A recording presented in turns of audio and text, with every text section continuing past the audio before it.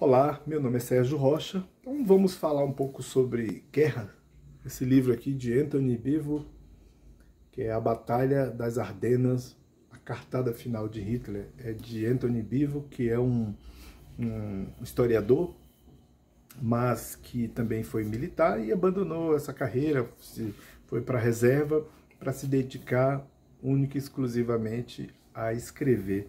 Então, assim, eu já li aqui, esse livro a gente vai ler aqui de primeira, ainda não, embora eu já tenha comprado ele há algum tempo, tinha outros livros na frente para dar uma lida e tal. A gente investiga de vez em quando é necessário para a gente tirar dúvidas sobre materiais e tudo, mas assim, dar aquela lida bacana, e não fiz ainda, até porque eu tô com outros livros na frente, mas eu já tinha comprado ele, tem um tempinho, inclusive, né?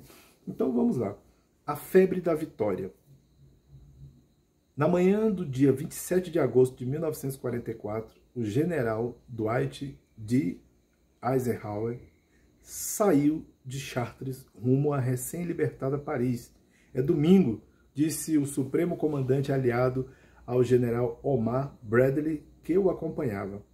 Todos dormem até tarde, faremos isso sem alarde. No entanto, os dois generais não passaram despercebidos enquanto viajavam em direção à capital francesa em sua pretendida visita informal. O Cadillac verde-oliva era escoltado por 2 carros blindados e por um jipe com um general de brigada à frente. Quando chegaram a Porte d'Orléans, ou Porte d'Orléans, uma escolta ainda maior do 38º Esquadrão de Reconhecimento de Cavalaria aguardava informação de visita ou de revista, sob as ordens do Major-General Garrow. Leonard Garrow, velho amigo de Eisenhower, ainda fervia de ressentimento pelo fato de o general Philippe Leclerc, da 2ª Divisão de Blindados francesa, ter insistido em desobedecer a todas as suas ordens durante o avanço sobre Paris.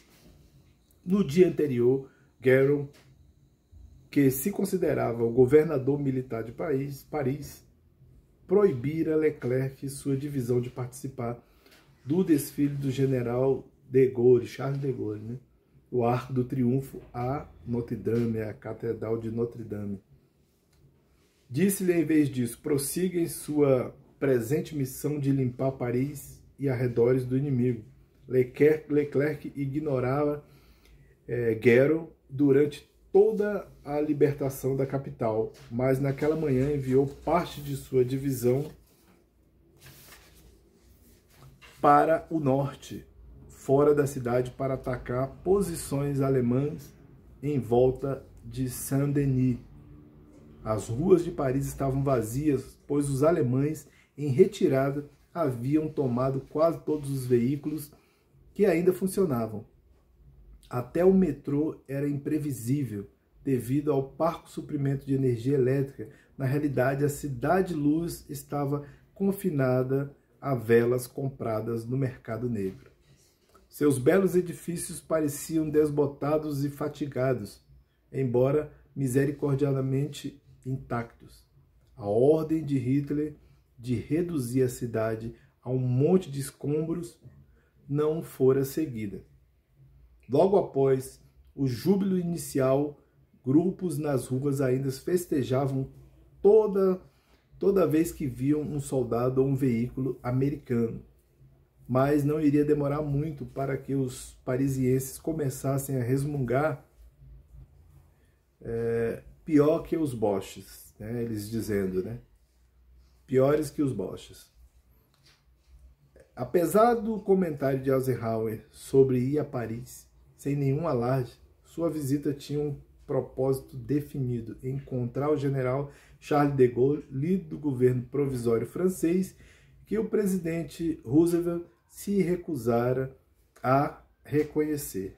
Eisenhower, um pragmático, estava preparado para ignorar a firme instrução do seu presidente, qual seja de que as forças dos Estados Unidos na França não estavam ali para colocar Charles de Gaulle no poder.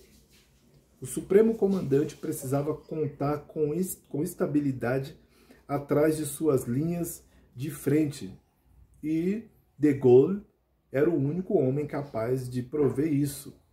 Ele dispunha-se a apoiá-lo.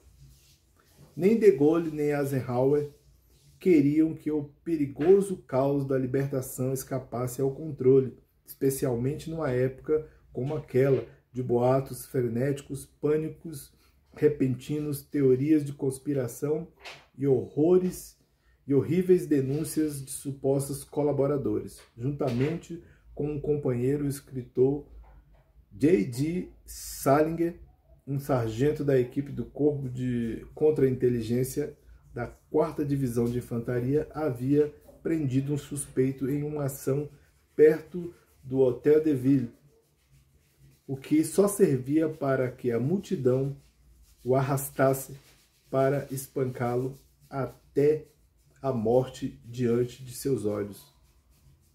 O desfile triunfal de Gaulle, no dia anterior, do Arco do Triunfo à Catedral de Notre-Dame, terminara com selvagens salvas de fuzil dentro da própria catedral. Esse incidente convenceu de Gaulle de que era preciso desarmar a resistência e alistar seus membros em um exército francês regular. Naquela mesma tarde, foi feita uma requisição de 15.000 uniformes ao chefe supremo, quartel-general das forças expedicionárias aliadas. Infelizmente, não havia roupas do tamanho pequeno suficiente, já que os homens franceses o homem francês médio era bem mais baixo que seus contemporâneos americanos. O encontro de Gaulle com os 2 generais americanos, meu Deus, ocorreu no Ministério da Guerra, na rua Saint-Dominique. Era onde sua breve carreira ministerial havia se iniciado no trágico verão de 1940. E ele voltava lá a fim de reforçar uma impressão de continuidade. Sua fórmula para apagar a vergonha do regime de Vichy era incrivelmente simples. A República nunca parou de existir. De Gaulle queria que Eisenhower mantivesse a divisão de Leclerc em Paris para garantir a lei e a ordem, mas como agora algumas unidades de Leclerc haviam começado a se deslocar para fora da capital, sugeriu que talvez os americanos pudessem impressionar a população com uma demonstração de força para tranquilizá-la de que os alemães não voltariam.